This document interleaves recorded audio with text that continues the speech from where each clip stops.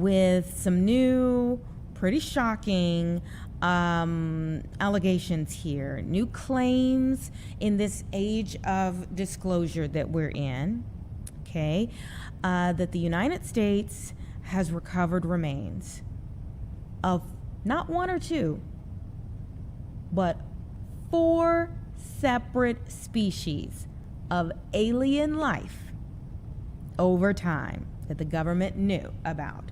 All right, we have John Stewart, UFO researcher and filmmaker, back with us today. And well, first and foremost, I need to know where you are, because this is the first time I've talked to you with that kind of background. Yeah, it's like Rocky Balboa. You know, he starts off all gritty, and as he becomes more media savvy, they give you new backgrounds and they put you in a suit and tie. And like, wait a minute. Anita, I become civilized, so it's all over. No, like, usually you're in your house. I'm in the corner of my laundry room, which is they built me a podcast room, and I'm here in Deerfield on the North Shore. So yeah. Okay. Welcome to Hollywood. Well, look, you're moving on up, my friend. So give us your thoughts on these latest claims here about 4 species of aliens that the government may have known about for years?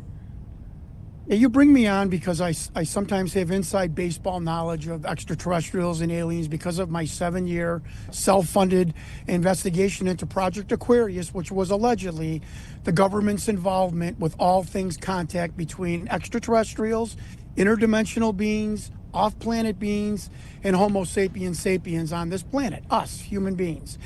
And yes, as shocking as this is, and we will get to the man that made this claim, who I've had a cordial relationship with for 7 years. Look, I've been surrounded by intelligence agents, private contractors, military people, retired military people, scientists who were in the legacy program involving extraterrestrials. It's more that they say than is 4 species. However, let's stick to the claim made by who we're going to talk about, Dr. Hal Puthoff, who was with the Stanford Research Institute and the Institute for Advanced Studies in Austin, and had very deep tangential relationships with the government and the CIA, and he made this claim.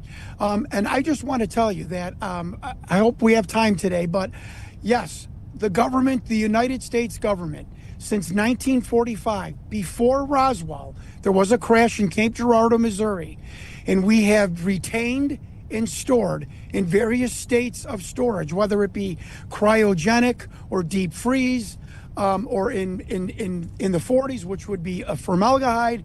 We have and still have to this date alien extraterrestrial bodies at around 10 to 12 facilities around the country, and I can name them if you'd like, but take it to the bank. The United States government has and does have these bodies, has examined them, and as my bizarre 3-minute film that I've been researching has shown, has interrogated for long-term purposes and long-term use actual living extraterrestrial entities. And this hasn't been one person. My colleague, Dr. Stephen Greer, has over 700 witnesses that have testified to the legacy program, and about 200 witnesses that have gone on record, testimonial, signed affidavits, where they have actually touched, saw, recovered, autopsied, interrogated extraterrestrial living beings. This phenomenon is real, and I told you weeks ago, Anita, the world and the people of my hometown, people of Chicago, need to prepare for the shock that's coming. We're done looking at strange blips in the sky, and we appreciate Donald Trump, our president, and the government giving that to us. It's time to show us the pilots of these crafts. We have the video, we have the photos. I'm speaking directly to President Donald Trump. It is time to release the hounds, release the autopsies, the video of these beings, alive and dead. So why do you think we're getting this slow trickle instead of just ripping the Band-Aid off? Well, this is uncomfortable for me to say. It's 3 reasons. I honor President Trump. I think he wants to go down in history as a great leader. And in this day and age, a great leader is someone that is ripping the Band-Aid off of disclosure, whether it be the Martin Luther King assassination, JFK assassination, and the $64,000 question that has eluded us for millennia and for the past 80 years. Are we alone? Have we been visited by other beings? Anita, behind our backs, with the lights turned out after midnight, we have built multiple underground facilities to house these beings, retain these beings, interrogate them, and store their bodies after they depart this planet. And it's time that the government come absolutely full disclosure, full clean, 100%. Tell the public we've had these beings, we've retained them, we've interrogated them. We're not really sure where they came from or the full picture, and that's going to be okay too for the American people to hear that. But damn it, give us the video, give us the photos, the autopsy reports, give us what has been said in these interrogation sessions. And that's what my 3-minute film that I've investigated and spent $35,000, which no one has proved is an actual hoax. It's been the opposite. It's been over 13 people from the government telling me your video's real, the being is real. I found the doctor's widow that examined that being while he was in distress, respiratory distress. I contacted the DIA director, who was allegedly also in that room watching that interrogation. And the government needs to come clean, and it's up to President Trump to say, we're not going to insult the people anymore. We're not going to give them strange craft in the sky and blips. Let's give them the autopsies. Let's give them the living interrogation films from the 40s. And let's give them all of the data in regards to actual extraterrestrial beings that have been piloting these craft for millennia and transiting down to our planet. But if we have them, who is monitoring them? Well, it's a clandestine group. This is the rub that I have and many people like me. It is a unconstitutionally elected group of individuals.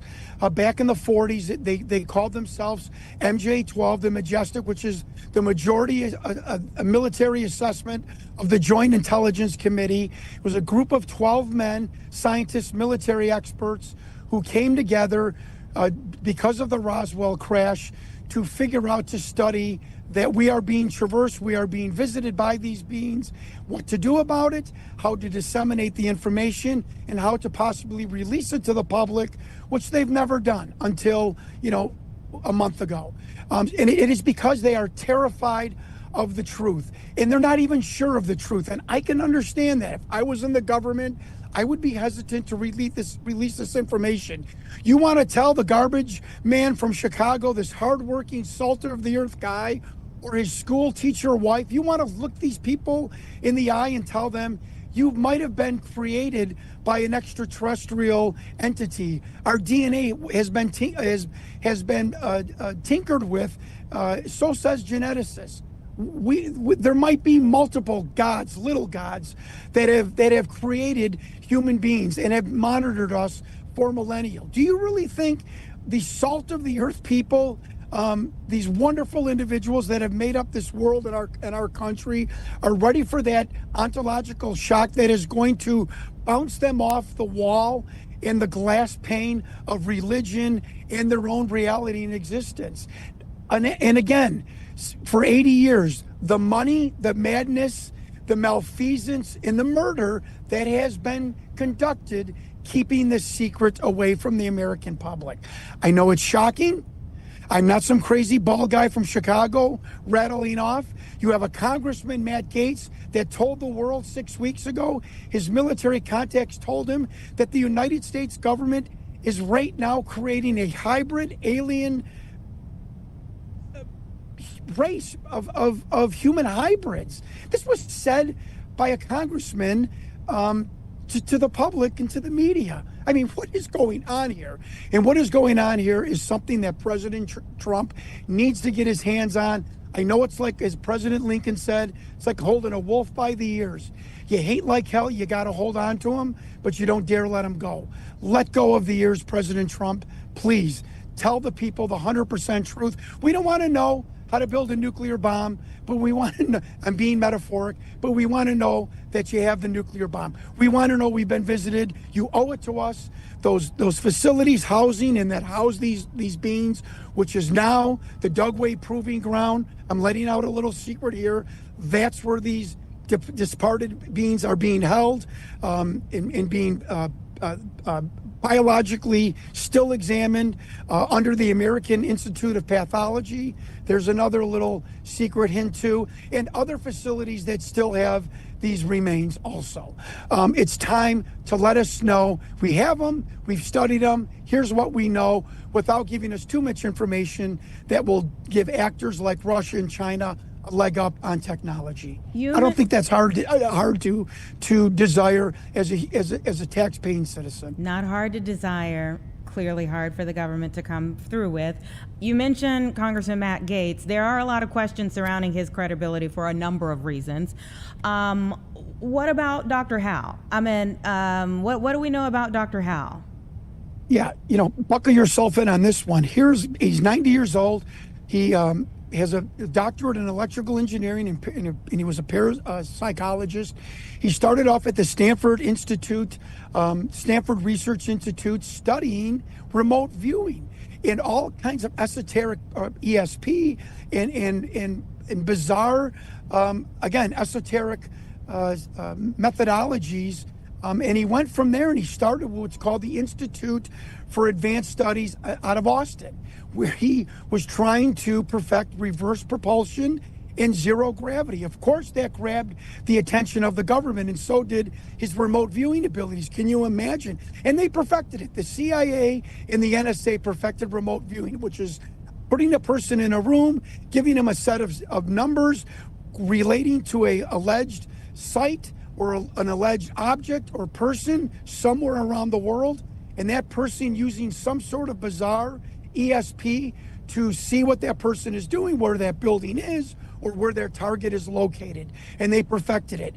And believe it or not, as crazy as this sounds, some of the remote viewers were transferred from Germany in counterintelligence operations in the 60s and 70s and used south of Area 51 at the Nevada Test and Training Range to thought projection, interrogate live extraterrestrials. Take that to the bank.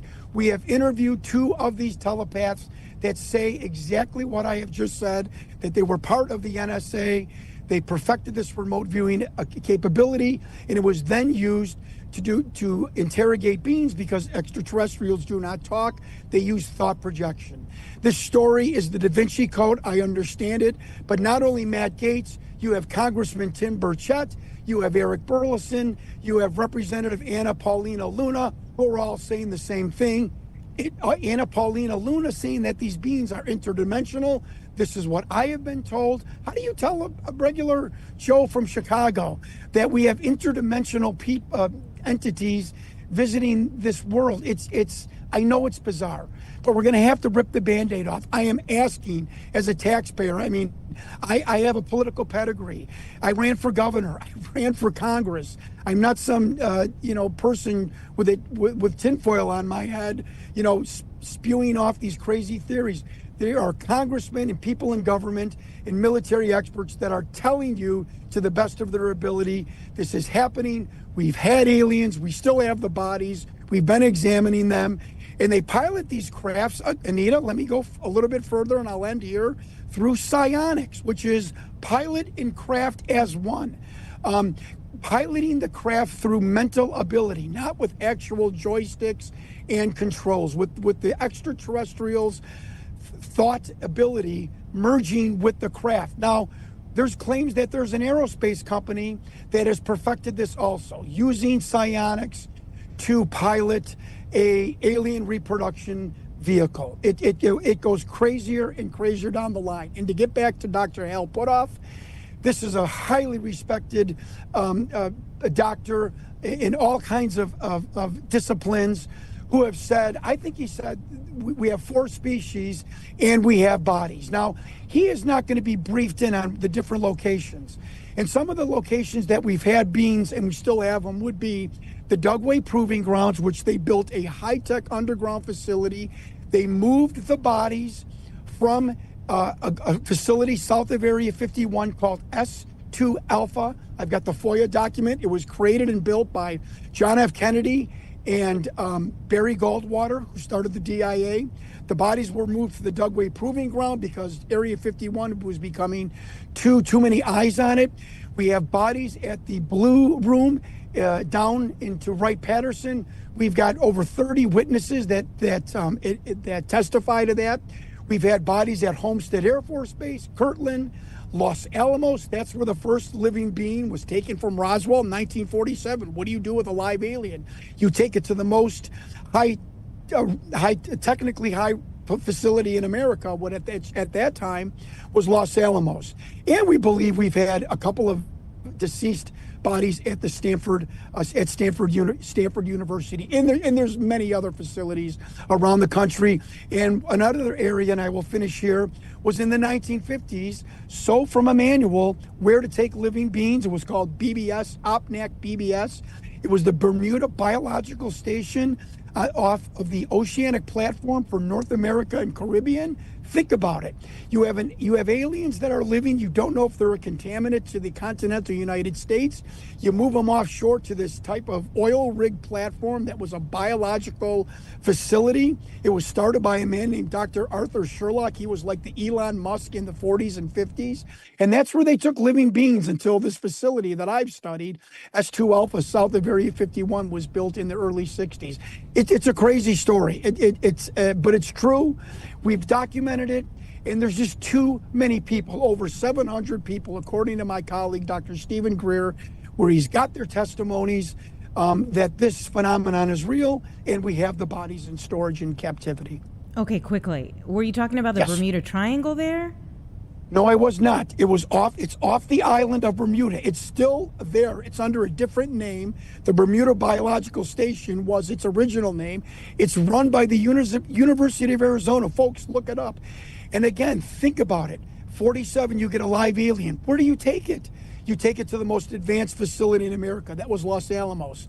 Now in the 50s, you build an offshore biological research facility so you don't possibly contaminate people in the continental United States, because you still don't know what these extraterrestrials are. Do they have pathogens that could wipe out our planet or our country? Mm-hmm. So they put them on this offshore platform that was also that housed this biological research station. It's the Da Vinci Code.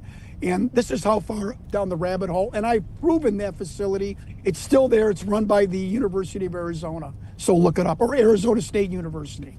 John Stewart, we always appreciate having you here. Thank you. Thank you, Anita. Appreciate it. Take care.